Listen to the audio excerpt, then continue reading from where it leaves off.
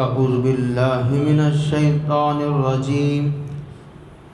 بسم الله الرحمن الرحيم.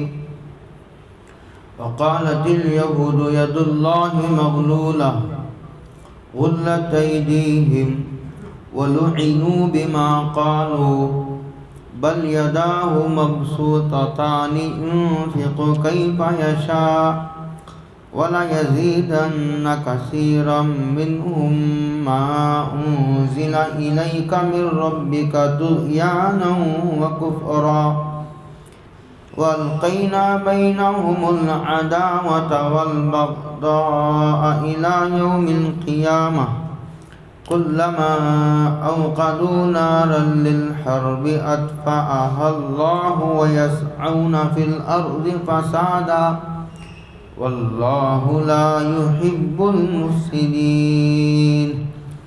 صدق اللہ مولانا العظیم. وقالت الیہود ید اللہ مغلولہ. اس سے پہلے ایک آیت کریمہ کی تفسیر کرتے ہوئے میں نے یہ کہا تھا کہ یہودیت عنوان ہے بے ادبی کا. یہودیت عنوان ہے علم کے تقاضوں کو پامال کرنے کا. قرآن نے خود یہودیوں کو اہل کتاب کہا ہے، لیکن اس کے باوجود علم کے تقاضوں کو مسلسل پامال کرنے کی وجہ سے المغضوبی علیہم میں داخل ہے.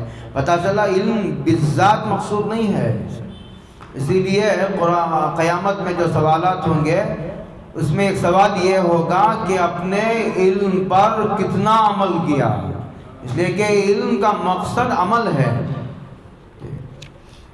تو علم پر عمل نہ کرنے والوں کو قرآن کریم نے جاہلوں کے کٹہرے میں کھڑا کیا ہے. بہت جو ہے وہ اہل علم کے لیے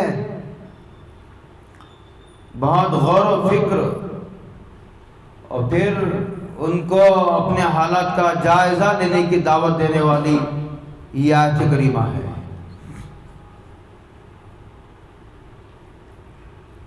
عیسائیوں کے مزاج میں مبالغہ تھا.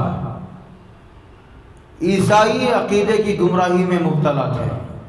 حضرت عیسیٰ علیہ السلام کو خدا کی صف میں لا کر کے کھڑا کر دیا. وقالت الیہود عزیر ابن اللہ وقالت النصارى المسیح ابن اللہ. ویسے بعض یہودی حضرت عزیر کو اللہ کا بیٹا کہتے تھے، لیکن سب نہیں تھے ایسے. لیکن عیسائی حضرت عیسیٰ کو خدا کا بیٹا کہتے تھے، بلکہ خدا کہتے تھے. خدا کا بیٹا خدا. یہودیوں کے مزاج میں بے ادبی تھی، گستاخی، کہ وہ انبیاء تک کا قتل کرنے سے نہیں چوکے. نبی سے زیادہ مقدس ذات کون ہوتی ہے روئے زمین پر؟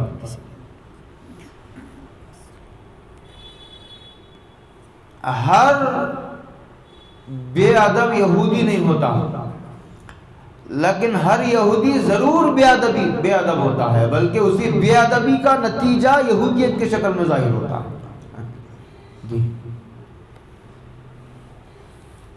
وقالت الیہود ید اللہ مغلولہ. اور جس کے اندر بھی کچھ بے ادبی کے جراثیم پائے جاتے ہوں اسے سمجھنا چاہیے کہ یہودیت کے جراثیم اس کی روح میں پنپ رہے ہیں. اگر اس کا علاج نہ کیا گیا تو وہ بڑھیں گے. اس لیے کہ اچانک آدمی خدا کی بے ادبی پر آمادہ نہیں ہوتا. پہلے چھوٹوں کی بے ادبی کرتا ہے، پہلے علماء کی کرتا ہے، پہلے ساتھیوں کی کرتا ہے، پھر اساتذہ کی کرتا ہے، پھر چلتے چلتے بزرگوں کی، علماء کی کرتا ہے، پھر تابعین کے راستے سے ہوتے ہوئے صحابہ تک پہنچتا ہے، پھر انبیاء پر حملہ کرتا ہے، پھر اخیر میں جا کر خدا کی بارگاہ الہی میں گستاخی کا مرتکب ہوتا ہے. اس لیے کہ ہر گناہ دوسرے گناہ کو دعوت دیتا ہے. گناہ کرنے سے گناہ کی جڑ مضبوط ہوتی ہے، جیسے نیکیاں کرنے سے ایمان کی جڑ کو پانی ملتا ہے، تو ایمان کی جڑ مضبوط ہو جاتی ہے، راسخ ہو جاتی ہے، جم جاتی ہے اس کے سینے میں۔ یہودیوں نے کہا ید اللہ مغلولہ، اللہ کا ہاتھ بندھا ہوا ہے، یعنی اللہ بخیل ہے۔ اللہ کیا ہے؟ بخیل ہے۔ کیوں کہتے تھے؟ جب اپنا کوئی نقصان ہو جاتا تھا مالی تو کہتے تھے کہ ارے کیا اللہ کو 4 پیسے کم پڑ گئے تھے؟ کیا ضرورت تھی مجھے نقصان پہنچانے کی؟ اس میں کچھ مصلحت ہوتی تھی اللہ کی۔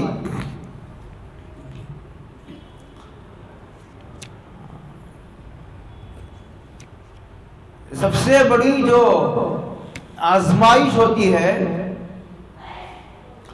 اللہ کی، وہ دین کے معاملے میں ہوتی ہے۔ آدمی کا دین آزمائشوں کا شکار ہو جاتا ہے، آدمی دینی فتنے میں مبتلا ہو جاتا ہے، کسی عقیدے کی گمراہی میں آدمی مبتلا ہو جاتا ہے۔ اسی لیے قرآن حدیث میں حضور نے دعا سکھائی، اللہم لا تجعل مصیبتنا فی دیننا، اللہ ہمارے دین کو خطرے میں نہ ڈالیے۔ عجیب و غریب دعا ہے، ہمارا دماغ بھی نہیں جا سکتا وہاں تک۔ حضور نے کیسے عجیب و غریب دعا سکھلائی ہے، اللہم لا تجعل مصیبتنا فی دیننا، اللہم لا تجعل الدنیا اکبر ہمنا ولا مبلغ علمنا، اے اللہ ہماری زندگی کا سب سے بڑا مقصد، ہمارے مقصد اور دنیا، ہماری زندگی کا سب سے بڑا مقصد صرف دنیا کو نہ بنائیے، دنیا دنیا دنیا، صبح اٹھے تو دنیا، رات 12 تک دنیا، اس سے خیال ہی نہیں آتا نماز کا، ذکر کا، دوسری کا، استغفار کا، کچھ نہیں خیال آتا اسے، دنیا دنیا دنیا، موت سے تک غافل ہو جاتا ہے آدمی۔ ولا مبلغ علمنا، ہمارے علم کی معراج دنیا کو نہ بنائیے۔ لوگ علم اس لیے حاصل کرتے ہیں اس کے نتیجے میں کچھ پیسہ حاصل کر لیں، شہرت مل جائے پوری، کچھ لوگوں کی واہ واہ ہو، کچھ عزت ہو، استقبال ہو، لوگوں میں اکرام ہو، لوگوں کے درمیان چرچا ہو۔ چھپنے کا بڑا شوق ہوتا ہے لوگوں کو، کیا ہوتا ہے؟ چھپنے کا، اخبار میں چھپے، سوشل میڈیا پر، الیکٹرانک میڈیا، پرنٹ میڈیا پر چھپنے کا بڑا شوق ہوتا ہے۔ میں ہمیشہ کہا کرتا ہوں جو آدمی چھپتا ہے اللہ اسے چھاپ دیتے ہیں۔ جو چھپتا ہے، عموماً آدمی گناہ چھپ کر کرتا ہے، نیکیاں چھپ کر کرنے کا مزاج ختم ہو گیا ہے۔ یہ مزاج صحابہ میں تھا، کس میں تھا؟ صحابہ میں تھا، نیکیاں کر کے بھی چھپاتے تھے۔ یہ عجیب الٹی گنگا بھیری ہے، ساری چیز الٹی ہے۔ یا لوگ گناہ کر کے چھپاتے ہیں اور نیکیاں کر کے، بزرگوں کا مشہور مقولہ ہے، نیکی کر دریا میں ڈال۔ ریاکاری کہ دیمک نے اخلاص کے تاج محل کو کھا لیا ہے، اندر سے کھوکھلا ہو گیا عمل میں کوئی جان نہیں رہی۔ سب سے بڑی آزمائش جو ہوتی ہے آدمی کی، وہ دین میں، کہ اس کا دین خطرے میں پڑ جاتا ہے۔ اللہ ہم سب کی حفاظت فرمائے۔ ایمان خطرے میں پڑ جاتا ہے، اس کا عقیدہ خطرے میں پڑ جاتا ہے۔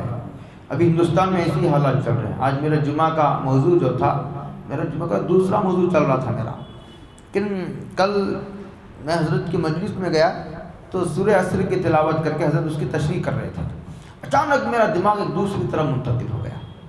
میں سوچا کہ یہ مضمون حالات حاضرہ تھوڑا ملتا جلتا ہے، اور ہمارے ہاں کل اور پرسوں اجتماع بھی ہے کنگیری کا، وہ بہت ساری مناسبتوں کی وجہ سے میں اس کی تیاری کرتا رہا۔ آج میں نے اسی موضوع پر بیان کیا ہے۔ حالات یہاں تک بگڑ گئے ہیں کہ اب مسلمانوں کو شرک کی دعوت دی جا رہی ہے، کفر کی دعوت دی جا رہی ہے، پوجا کی دعوت دی جا رہی ہے۔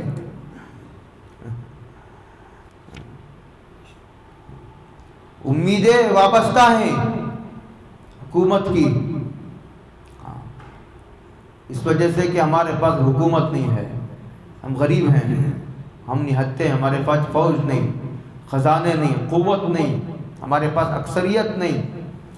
اس وجہ سے یہ امیدیں حکومت کی کہ یہ شاید دیگر اور معاملات کی طرح کفر پر بھی سمجھوتا کر لیں گے، شرک اور نفاق پر بھی سمجھوتا کر لیں گے۔ بہت چوکندہ رہنے کی ضرورت ہے، ایمان کے ڈاکو پھر رہے ہیں۔ ایک مومن، مجھے علی میاں صاحب کا تاریخی جملہ یاد آتا ہے۔ حضرت نے فرمایا تھا، حج کی ان کی کتاب ہے سفر نامہ، کہ حاجی بننا آسان ہے، حاجی مرنا آسان نہیں ہے۔ حافظ بننا آسان ہے، حافظ مرنا آسان نہیں۔ حافظ بن جاتا ہے بچہ، شوق میں ماں باپ بنا دیتے ہیں، مرتے وقت بچے کو قرآن کی ایک آیت بھی یاد نہیں ہوتی، بھول گیا قرآن، سینے سے نکل گیا۔ جب ناقدری کی، اللہ قرآن مجید کی عظیم دولت کو چھین لیتے ہیں۔ اسی طرح مسلمان بننا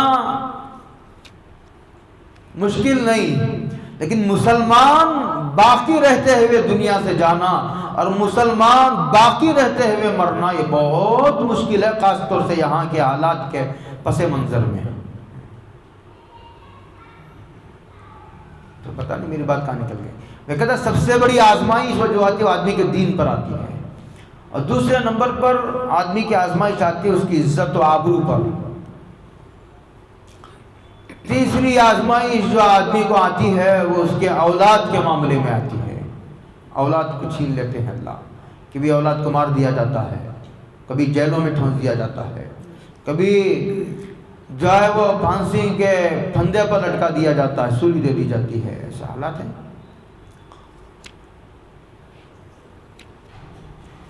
اور پھر سب سے ادنا درجے کی جو آزمائش ہوتی ہے وہ مال کی ہے، یاد رکھیے میری بات۔ وَلَنَبْلُوَنَّكُمْ بِشَيْءٍ مِّنَ الْخَوْفِ وَالْجُوعِ وَنَقْصٍ مِّنَ الْأَمْوَالِ وَالْأَنفُسِ وَالثَّمَرَاتِ وَبَشِّرِ الصَّابِرِينَ۔ تو جب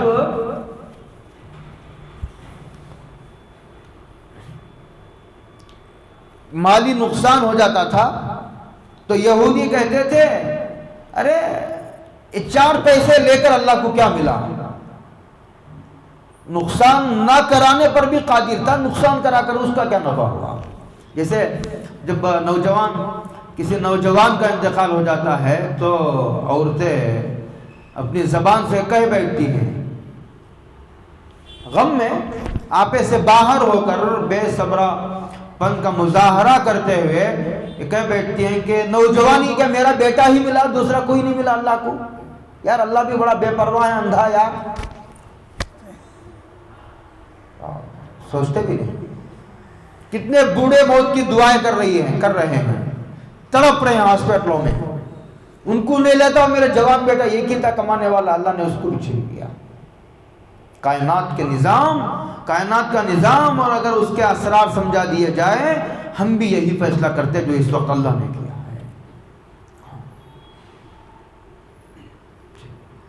اسی طرح یہاں بھی اس نے کہہ دیا، کیا اللہ کو میرا ہی ایک بیٹا کم پڑ گیا تھا کیا کرتا اللہ میرے بیٹے کو لے کر کیا کرے گا؟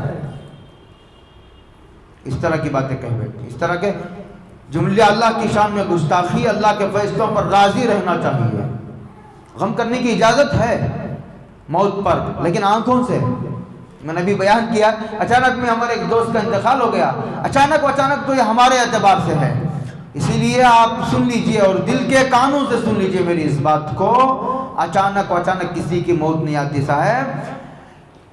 سب سے آخری، دنیا کا سب سے آخری جو انسان ہے اس کی موت کب آئے گی؟ بِأَيِّ أَرْضٍ تَمُوتُ کی زمین پر آئے گی، اور موت کے لیے کیا سبب اور ریزن پیش آئے گا، وہ سارا یہ دنیا کو پیدا کرنے سے پہلے اللہ نے لکھ دیا ہے، من قبل ان نبرأها، ابھی نہیں لکھی گئی ہے۔ وَرُفِعَتِ الْأَقْلَامُ وَجَفَّتِ الصُّحُفُ، قلم توڑ دیے گئے اور دفتر بند کر دیے گئے۔ یہ سب اب ہونے والے فیصلے نہیں ہے، سارا معاملہ سارا لکھا جا چکا ہے، طے شدہ معاملہ ہے۔ تو میں گیا تو وہاں مجھے دوستوں نے کچھ بات کرنے کی گزارش کی، تو میں نے 10-12 منٹ وہاں کا، اس میں بات یہ بھی کہی میں نے کہ اچانک کچھ نہیں ہے، سارا طے شدہ۔ اور وہاں ایک بات یہ بھی کہی میں نے کہ آنکھوں سے آدمی غم کر سکتا ہے اس کا آدمی کو مکلف نہیں بنایا گیا. رونا ہے تو رو، تکلف کرنے کی ضرورت نہیں ہے. سرکار دو عالم صلی اللہ علیہ وسلم کی آنکھوں سے آنسو بہہ پڑے تھے. جب ان کے ایک نواسے کا انتقال ہوا، صحابہ نے پوچھا حضور آپ نبی، آپ کی آنکھوں میں آنسو؟ نبی بھی روتا ہے، نبی کو بھی غم ہوتا ہے. سرکار نے اس وقت فرمایا تھا ہذہ رحمت جعلها اللہ فی قلوب من یشاء من عبادہ. صاحب میں انسان ہوں، اور وہ انسان کیا انسان ہے کہ کسی کی میت کو دیکھ کر بھی اس کے آنکھوں میں آنسو نہ آئے، اس کے دل میں ہمدردی نہ ہو، خیر خواہی نہ ہو، انسانیت کا درد نہ ہو. کیا کسی کے غم کو دیکھ کر ہنسوں؟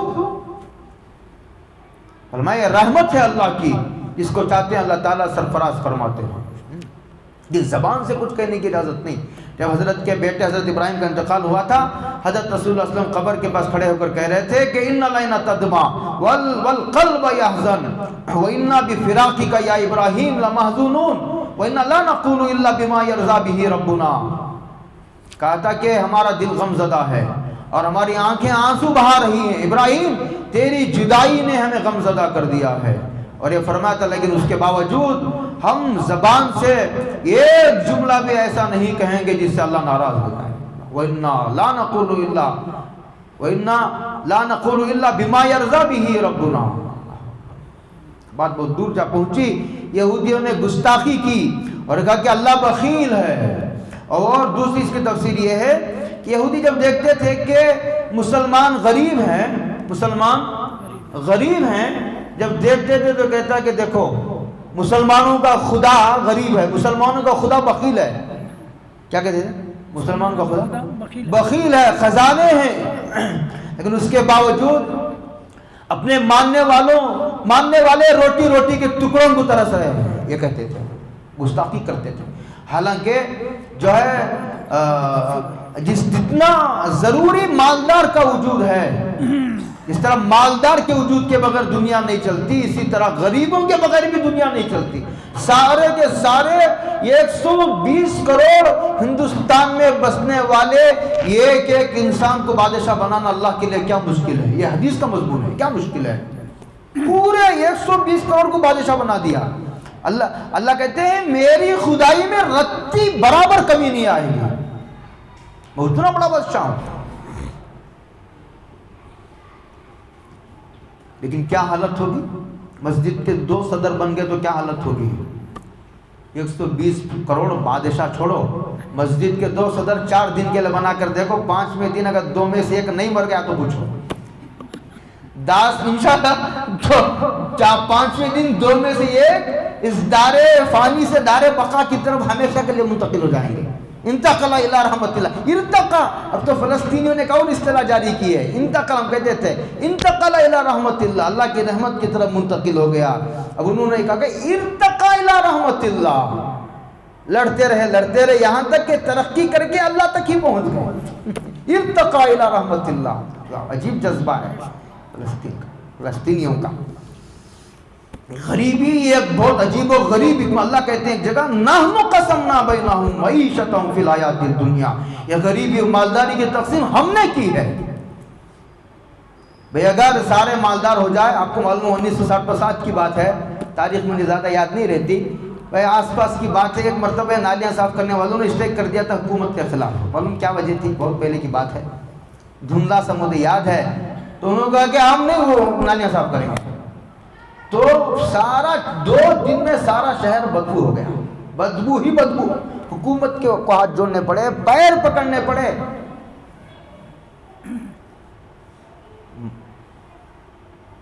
مالداروں کا کام غریبوں پر ڈیپینڈ ہے. اگر لیبرز کا سارا طبقہ ختم ہو جائے، کمپنیوں کو کل ہی تالا لگانا پڑے گا.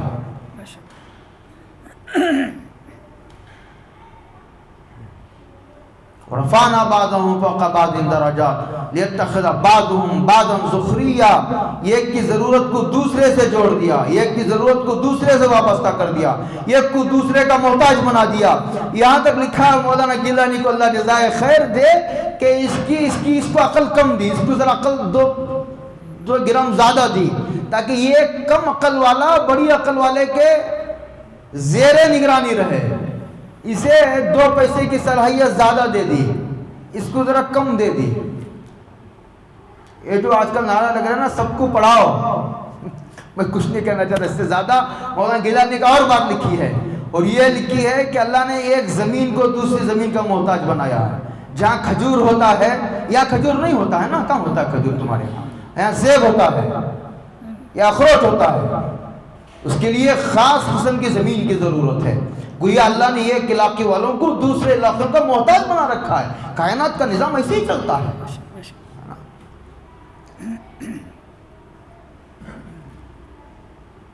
اب بعض روایتوں میں نے یہ بھی پڑھا، حدیث کا حوالہ مجھے یاد نہیں ہے، معتبر کتاب میں ہی میں نے کہیں پڑھا ہے. دو باتیں میں نے پڑھی ہے. اگر کسی کی جان لینا ہے تو اللہ تعالیٰ کبھی ایسا کرتے ہیں کہ اس کو ابھی دنیا میں باقی رکھنا منظور ہوتا ہے تو اس کی جان نہیں لیتے، مال کا نقصان کر دیتے ہیں. طریقہ یہ بھی اللہ کا. اور ایک اور بات اور بھی حدیث میں نے پڑھی، یہ پڑھی کہ اللہ کہتے ہیں کہ اس کو مالدار بنانا چاہتا تھا، لیکن میرے علم کامل نے نظر کی اس کی استعداد پر، تو مجھے پتا چلا کہ اسے مال دوں گا تو یہ بے ایمان ہو جائے گا، اور اگر اسے مالدار نہ بناؤں یہ بے ایمان ہو جائے گا. اس لیے اس کو مالدار بنایا اور اس کو غریب بنایا. اللہ کی حکمت ہے، تقسیم اللہ کی ہے. ارے جب ہم تقسیم کرتے ہیں عہدوں کی، دنیا کا تجربے کار جدید اعلیٰ درجے کا تعلیم یافتہ جب تقسیم کرتا ہے عہدوں کو، ذمہ داریوں کو تقسیم کرتا ہے، تو دیکھتا ہے کس کے اندر کس قسم کی صلاحیت موجود ہے. ارے یہ تو خالق ہے، ہمارا مالک ہے، یہ تو عالم الغیب ہے، یہ تو قادر مطلق مختار کل ہے. کون سی چیز اس سے چھپی؟ پیدا کرنے والا بھی اپنی مخلوق کی استعداد و صلاحیتوں سے پوری طرح باخبر نہ ہو تو پھر دوسرا اور کون ہو سکتا ہے؟ یہ تقسیم ہے اللہ کی. بڑی گہری حکمتوں پر اللہ نے اس کی تقسیم فرمائی ہے. تو اللہ یہودی کہتے تھے اس ساری تفصیلات کو نظر انداز کرتے ہوئے اپنے اس افتاد تباہ کے مطابق، اپنے اس فطرت، سڑی ہوئی فطرت ہے نا ان کی، سڑی ہوئی بے ادبی میں پلی ہوئی فطرت، وہ کہتے تھے اللہ بخیل ہے، اسی لیے مسلمان روٹی کے ٹکڑے کو ترس رہی ہے. یہ نہیں معلوم کہ اللہ نے ان کو غریب بنا کر ان کا ایمان بچا لیا ہے، ان کو جو ہے غریب بنا کر کے دوسروں کی ضرورتیں پورا کرنے کا اللہ نے ان کو سبب بنایا ہے. یہ کہتے تھے غلت ایدیہم، انہوں نے تو یہ کہا، اللہ نے کیا کہا؟ ان کے ہی ہاتھ بندھے ہوئے ہیں، وہی بخیل ہیں. بخیل ہیں، آپ کو نہیں معلوم ہے دنیا کی سب سے بزدل ترین قوم بھی یہودیوں کی ہے اور سب سے بخیل ترین قوم بھی یہودیوں کی. پیسہ ہوتے ہوئے بھی اپنے آپ کو غریب ظاہر کرتے ہیں. کہیں پتہ چل جائے تو کوئی آدمی مانگنے نہ جائے. اتنے بخیل ہیں، ازلی بخیل ہیں، اتنے بخیل ہیں مولانا کہ اس سے بڑا کوئی بخیل نہیں ہے دنیا میں. اب یاد رکھیے میری بات. غلت ایدیہم، آگے وَلُعِنُوا بِمَا قَالُوا، اس گستاخی کے نتیجے میں اللہ نے ان کو ملعون قرار دیا اور ان پر لعنت نازل کی. فرمایا کہ گستاخی کے نتیجے میں آدمی ملعون ہو جاتا ہے، لعنت برستی ہے اس پر. وَلُعِنُوا بِمَا قَالُوا، اسی لیے اللہ کی جناب میں گستاخی نہیں کرنی چاہیے. روزہ تو وہ رکھے، روزہ کون رکھے؟ روزہ تو وہ رکھے جس کے گھر میں کھانے کو نہیں ہے. شادی وہ کرے جو یتیم بچہ ہو. اس قسم کی باتیں آپ بھی سنتے ہوں گے نا، زیادہ میں کم سنتا ہوں. بل یداہ مبسوطتان، اللہ نے کہا کہ اللہ کے ہاتھ کھلے ہوئے ہیں. ينفق کیف یشاء، اور جس کو چاہتا ہے جیسے چاہتا ہے اللہ تعالیٰ خرچ کرتا ہے، اسے روکنے والا کوئی نہیں ہے. ساری انسانیت کو مالدار بنا دے تو اس کے خزانے میں رتی بھر کمی نہیں آتی. لیکن مصلحتوں کی بنیاد پر، مصلحتیں بھی تو ہوتی ہیں نا اللہ کی، مصلحتیں بھی تو ہوتی ہیں اللہ کی. ایک مرتبہ مجھے یاد ہے، بہت پہلے کی بات ہے، پتہ نہیں حضرت موسیٰ علیہ السلام کی طرف منسوب کر کے بہت سارے واقعات کتابوں میں ملتے ہیں. صحیح ہیں یا غلط اس سے قطع نظر، نصوص سے اگر نہ ٹکراتے ہوں تو نقل کرنے میں اسے کوئی مذاق نہیں سمجھتا. ایک مرتبہ کہتے ہیں حضرت موسیٰ چلے جا رہے تھے تو کہتے ہیں کہ وہاں کچھ لوگ نہا رہے تھے. کیا کر رہے تھے؟ بچے کھیل رہے تھے، نہا رہے تھے. وہ ایک اندھا بیٹھا ہوا تھا، بیچارہ مایوس، اپنے بینائی کے ختم ہو جانے کی وجہ سے بڑا مایوس تھا. حضرت موسیٰ نے کہا اللہ سارے ہنس کھیل رہے ہیں، یہ بیچارہ بڑا مایوس افسردہ بیٹھا ہوا ہے، اسے آنکھیں دے دے تو تیرا کیا نقصان ہے اس میں؟ تو قادر مطلق، سارے اختیارات کا مالک تو، کون روکنے والا ہے؟ اگر 2 آنکھیں، روزانہ مولانا دنیا میں 3 لاکھ بچے پیدا ہوتے ہیں سائنسدانوں کے کہنے کے مطابق، ایک اندازہ، موٹا موٹا اندازہ ہے سائنسدانوں کی بات، کوئی وحی کی طرح مت لیجیے اسے۔ تو روزانہ اللہ تعالیٰ کے خزانے سے 6 لاکھ آنکھیں، کتنے آنکھیں؟ 6 لاکھ۔ ہر آدمی کے 2 آنکھیں ہوتی ہیں نا، بہت کم لوگوں کی 3 آنکھیں ہوتی ہیں، اکثر 2 آنکھوں کے بچے پیدا ہوتے ہیں۔ 6 لاکھ آنکھیں سپلائی ہوتی ہیں اللہ کے خزانے سے روزانہ، 2 آنکھیں۔ تو اللہ نے کہا کہ مناسب نہیں ہے، میری حکمت اس سے ٹکراتی ہے۔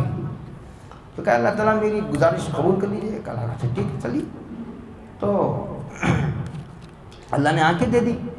اب وہ اتنا شریر بدماش کمبخت تھا، جتنے نہا رہے تھے عافیت سے، کھیل کود رہے تھے، ایک ایک کو پکڑ کر کے ڈبو رہا تھا۔ موسیٰ سجدے میں گر گئے۔ تو یہ مالداری غریبی کی تقسیم بڑی حکمتوں پر مبنی ہے۔ میرا جمعہ کا بہت پہلے زکوٰۃ کے عنوان پر میں نے بیان کیا تھا، اس کی نحن قسمنا بینہم معیشتہم فی الحیاۃ الدنیا پر، وہاں میں نے بہت تفصیل سے کلام کیا ہے۔ اللہ تعالیٰ کے ہاتھ تو کھلے ہوئے ہیں، ينفق کیف یشاء۔ آگے کہتے ہیں، بات سمجھ میں آ گئی؟ ہاں۔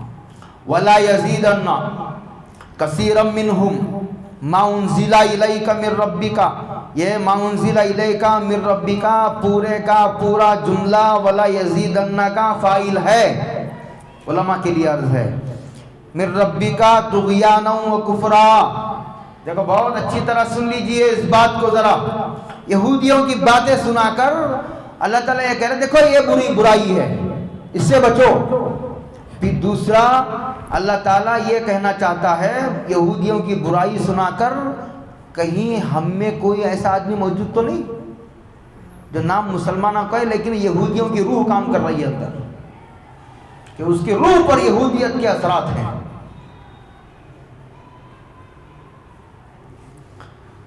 ان کی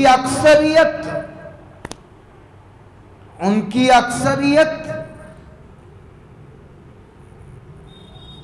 میں قرآن مجید جو تمہارے پروردگار کی طرف سے حضور پر نازل ہوا ہے، قرآن مجید اللہ کی کتاب ہے اور یہ حضور پر نازل ہوئی ہے، اس کا مطلب حضور نبی ہیں تبھی تو اللہ کی کتاب نازل ہوئی ہے، غیر نبی پر نازل نہیں ہوتی۔ اس میں قرآن مجید کے اللہ کی کتاب ہونے کا بھی ذکر ہے، اس میں حضرت رسول اللہ صلی اللہ علیہ وسلم کی نبوت کا بھی ذکر ہے، حالانکہ آیت کا مقصد یہ نہیں ہے۔ کہتے ہیں کہ یہ جو قرآن مجید ہے جو حضور پر نازل ہوا ہے، اللہ کہتے ہیں کہ اس کتاب نے یہودیوں کی سرکشی اور کفر میں اضافہ کر دیا ہے۔ نازل تو ہوئی تھی ہدایت کے لیے، نازل کیوں کیا گیا تھا؟ ہدایت کے لیے، لیکن اس یہ کتاب یہودیوں کی اکثریت، یہودیوں کی سرکشی اور کفر میں اضافے کا سبب بن گئی ہے یہ کتاب، کہ جتنی آیتوں کا انکار کرو گے اتنی سرکشی بڑھ جائے گی، جتنی آیتوں کا انکار کرو گے اور اتنا کفر بڑھے گا۔ اور ایک بات اور سن لیجیے کہ ایک آیت کا انکار جس طرح پورے قرآن کا انکار کفر ہے، ایک آیت کا انکار بھی کفر ہے۔ پورے قرآن کا انکار کرنے سے آدمی کافر ہو جاتا ہے، ایک آیت کا انکار، ایک آیت کے مضمون کا انکار، یعنی پورے قرآن کی آیتیں ہمیں منظور ہیں لیکن حضور کا آخری نبی ہونا جس آیت میں آیا ہے ہم اسے ایک نہیں مانتے۔ قرآن کہتا ہے یہ بھی کفر ہے۔ وَلَا يَزِيدَنَّ كَثِيرًا مِّنْهُمْ مَا أُنزِلَ إِلَيْكَ مِن رَّبِّكَ طُغْيَانًا وَكُفْرًا۔ سرکشی کو بڑھا دیتا ہے قرآن۔ یہ قرآن مجید تو شفا دینے کے لیے آیا ہے روحانی بیماریوں سے، شفاء لما فی الصدور۔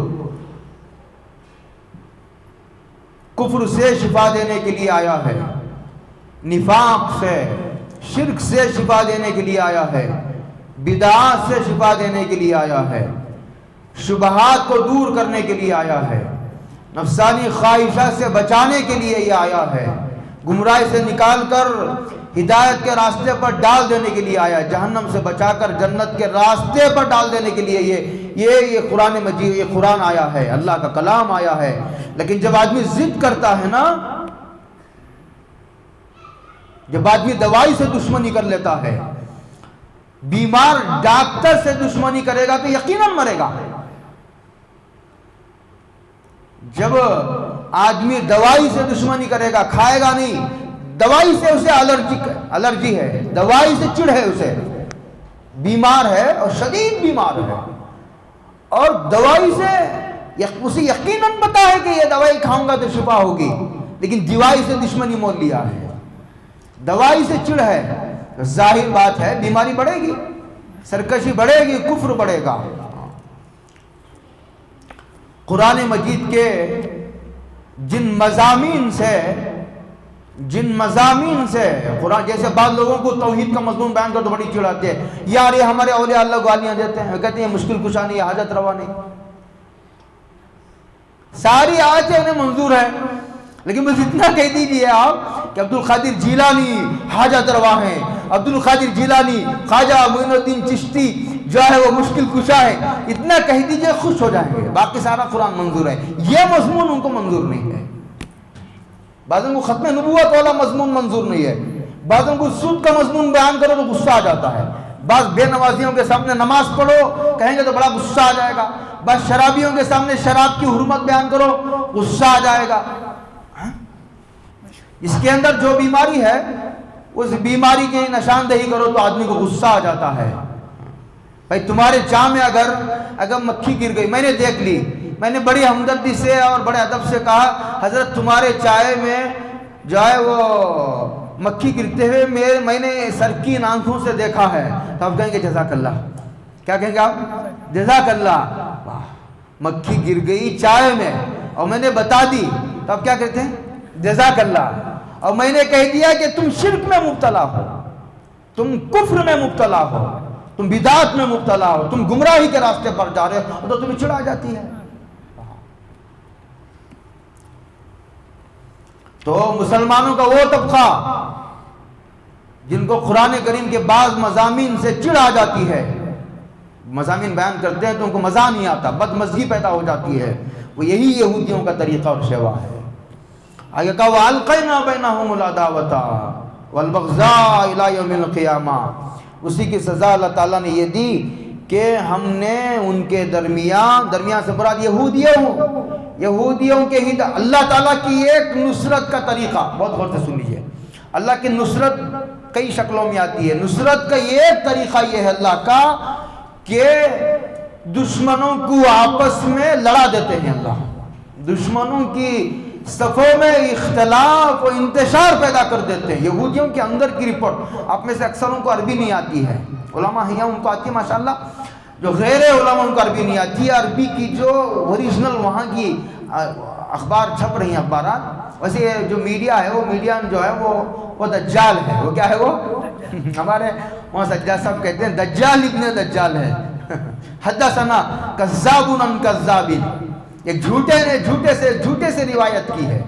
کہتے ہیں نا ایک صحابی نے فلاں سے روایت کی ہے، حضرت ابو ہریرہ نے حضور سے روایت کی ہے۔ یہ میڈیا الیکٹرانک ہو، پرنٹ ہو، سوشل میڈیا ہو، یہ ان کے بارے میں مولانا سجاد صاحب کہتے ہیں یہ ایسا ہے، ان کی سند کذاب عن کذاب، حدثنا کذاب، دنیا کا یہ میڈیا دنیا کا سب سے جھوٹا ترین میڈیا ہے، یاد رکھیے میری بات۔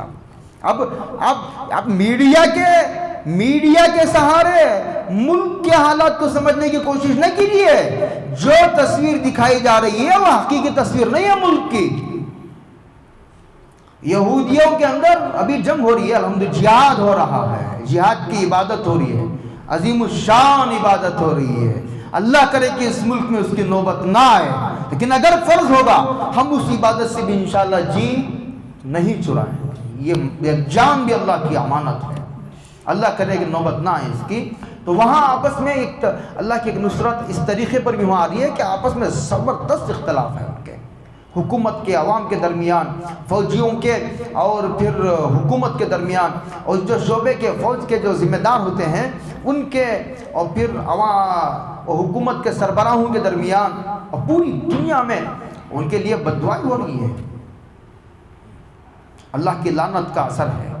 ایک اختلاف دشمن کی طاقت کو ٹکڑے ٹکڑے کر دینے کے شکل میں بھی اللہ کی مدد آتی ہے۔ اندر سے اختلاف انتشار کا شکار، ان کی صفوں میں اللہ تعالیٰ اختلاف پیدا فرما دیتے ہیں۔ ہاں کہتے ہیں کہ وَأَلْقَيْنَا بَيْنَهُمُ الْعَدَاوَةَ، ہم نے ان کے درمیان، یہودی یہودیوں کے درمیان، بعض کہتے ہیں کہ یہودی عیسائیوں کے درمیان، یہودیوں عیسائیوں کے درمیان۔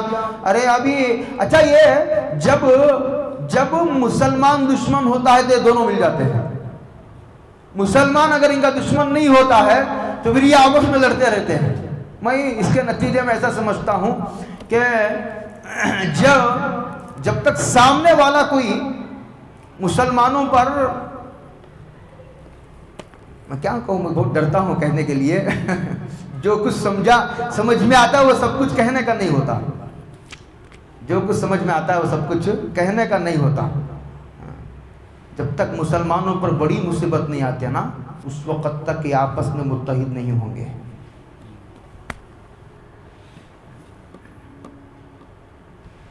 اللہ کرے بڑی مصیبت آنے سے پہلے متحد ہو جائیں۔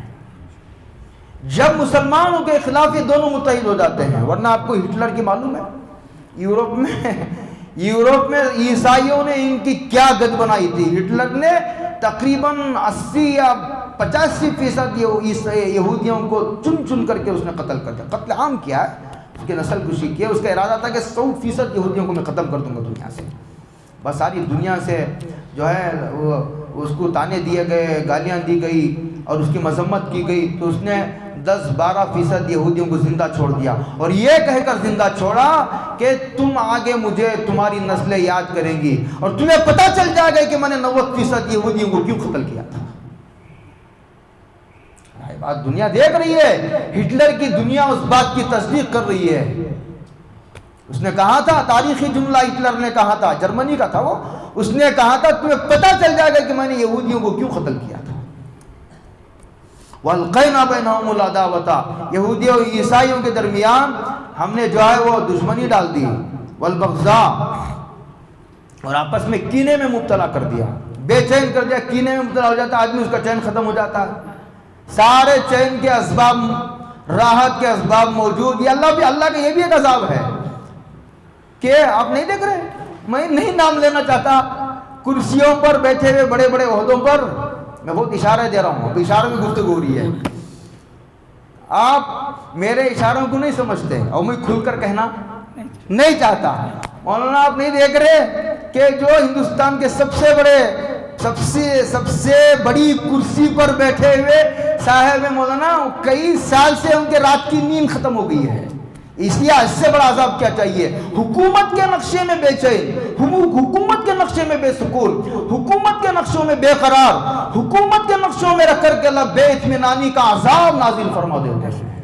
یہ وہی عذاب ہے، یہ والبغضاء والا الی یوم القیامہ، اور کہا یہ ختم نہیں ہونے والی، ہم نے ان کے ساتھ بیماری لگا دی ہے۔ کینسر ختم نہیں ہوتا، کینسر کہتے ہی ہیں ٹیکنیک اصطلاح میں ختم نہ ہونے والے زخم کو، نہ سوکھنے والے زخم کو کینسر کہتے ہیں، اسے عربی میں سرطان کہتے ہیں، یہ بڑی قدیم بیماری ہے۔ کہتے ہیں یہ دشمنی، بغضا، یہ کینہ، یہ قیامت کی صبح تک رہے گا۔ اس کا مطلب یہ ہے کہ اللہ کی جناب میں تم نے گستاخی کی ہے نا، اس کی سزا ہم یہ دیں گے، قیامت تک تمہیں کبھی سکون کی سانس لینے کا موقع ہی نہیں دیں۔ جاؤ، لڑتے رہو، مرتے رہو، لڑتے رہو، مرتے رہو۔ کلما اوقدوا نار، کلما اوقدوا نارا للحرب، جب انہوں نے جنگ کی آگ کو بھڑکایا ہے، مسلمانوں کے خلاف سازشیں آئے دن کرتے رہتے ہیں، یہ جنگ کو بھڑکاتے رہتے ہیں، مسلمان کو لڑا دیتے ہیں، نو مسلموں کو بھڑکا دیتے ہیں مسلمانوں کے خلاف، اور پھر خاندانی دشمنیوں، پرانی دبی ہوئی دشمنیوں کو خاندانوں کی بنیاد پر ابھار دیتے ہیں۔ کہ کلما اوقدوا نارا للحرب اللہ اطفاها اللہ، اللہ ان کو بجھایا ہے۔ جب جب بھی انہوں نے آگ کو بھڑکایا ہے، آگ ایسی تھی اگر وہ اللہ نہ بجھاتا تو پوری دنیا کو اپنے گھیرے میں لے لیتے۔ اطفا اللہ، اللہ نے اس کو بجھایا ہے۔ اشارہ ہے اس میں اطفا اللہ میں، اللہ کی سنت کا اشارہ ہے۔ کلما اور اطفا اللہ دونوں کو ملا کر نتیجہ نکالا جاتا ہے۔ علماء سمجھنے کی کوشش کرے، جب بھی ان لوگوں نے جنگ کی آگ کو بھڑکایا ہے، اللہ نے بجھایا ہے۔ وَيَسْعَوْنَ فِي الْأَرْضِ فَسَادًا، اور یہ زمین پر فساد کرنے میں تھوڑی بھی کسر نہیں باقی رکھتے۔ وَيَسْعَوْنَ اور فسادہ کو ملا کر ترجمہ ہے، تھوڑی بھی کسر باقی، جب بھی موقع ملا، یہ 1 منٹ بھی موقع ملا تو وہ ان کا دماغ فساد ہی کی طرف چلتا ہے۔ ایسا دماغ بنایا ہے، ان کا دماغ ایسا سڑا ہوا ہے مولانا کہ ان کا دماغ چلتا ہی ہے فساد کی طرف، غارت گری کی طرف، قتل کی طرف، بربادی کی طرف۔ واللہ لا يحب المفسدین، اور اللہ تعالیٰ فساد کرنے والوں سے محبت نہیں کرتے۔ المفسدین سے مراد یہاں یہودی ہے۔ پتہ چلا کہ یہودی اللہ تعالیٰ کے جو ہے وہ دشمن ہیں، اور اللہ تعالیٰ کے غیر محبوب بندے ہیں، اور اللہ تعالیٰ کے مبغوض بندے ہیں، اور اللہ کے ناپسندیدہ مخلوق ہے۔ اللہ کی ناپسندیدہ مخلوق ہے یہودی۔ ان کے طور طریقوں سے، ان کے عقیدوں سے، ان کے اخلاق سے اور ان کے اعمال سے بچنے کی کوشش کرو۔ اللہ تعالیٰ عمل کی توفیق عطا فرمائے۔ وآخر دعوانا الحمدللہ۔